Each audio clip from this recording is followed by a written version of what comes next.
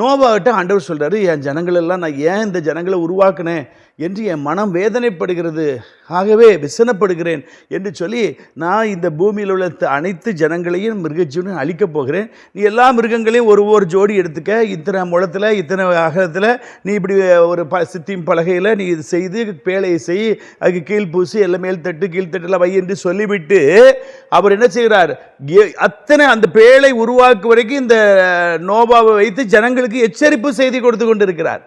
தேவன் நம் மீது எரிச்சலாக இருக்கிறார், நம்மை அழிக்கப் போகிறேன் என்று சொல்கிறார்.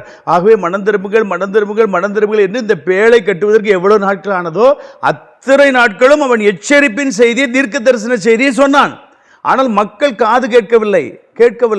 அவர்கள் இருதய கடினமுள்ளவர்களாக இருந்தார்கள். ஆகவே கடைசியிலே ஆண்டவர் சொன்னது போல எல்லா மிருகஜீவங்களையும் ஜோடி ஜோடியாக உள்ளே அடைத்தான், அவனுடைய குடும்பத்தாரையும் உள்ளே அடைத்தான். அதற்கப்புறம் இந்த நோவாவை உள்ள தாழ்பா போட விடாமல் ஆண்டவர் சொல்ல, தேவன் அந்த பேழையை வெளியிலிருந்து பூட்டினார். ஏன்னா இவன் இறக்கப்பட்டு அத்தை மகன் சித்தி பையன் என்னுடைய மாமா வராருன்னு சொல்லி கதவை திறந்து விட்டுறக்கூடாது என்பதற்காக. நல்லா புரிஞ்சுடுங்க, இந்த இடத்துல ஆண்டவர் எச்சரிப்பின் செய்தியை தீர்க்க தரிசனமாக நோவாவின் மூலம் பல மாதங்களாக சொன்னார். இதை ஜனங்கள் கேட்கவில்லை. ஆகையினால அறியாமையினாலே மக்கள் என்ன சங்காரம் ஆனார்கள்.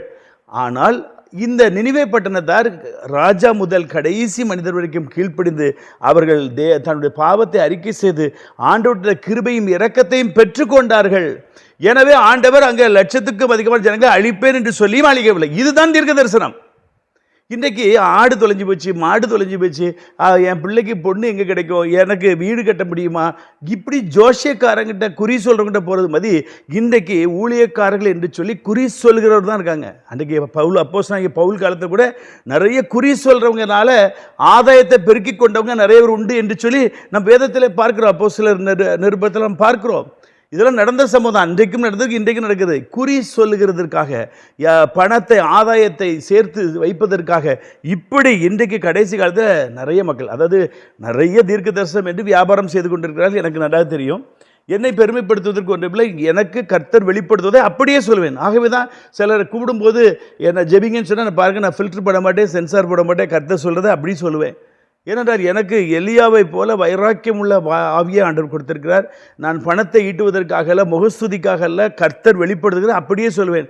அவருடைய அந்தரங்கத்தை சொல்வேன். அவர் செய்கிற அநியாய அக்கிரமங்களை வெளியே எடுத்து சொல்வேன்.